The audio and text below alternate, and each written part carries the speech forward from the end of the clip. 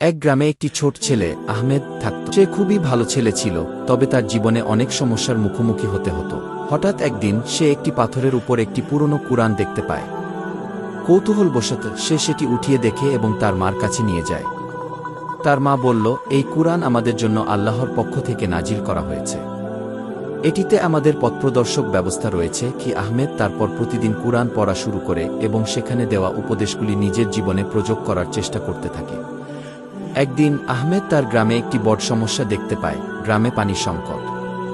তার বন্ধুরা সবাই নিরাশ হয়ে গিয়েছিল, কিন্তু আহমেদ বলল, আমরা যদি একসাথে কাজ করি তাহলে সমাধান বের করতে পারব। কি সে তার বন্ধুদের সাথে মিলিত হয়ে আল্লাহর কাছে দোয়া করার পর পানি সংগ্রহের জন্য একটি পরিকল্পনা তৈরি করে।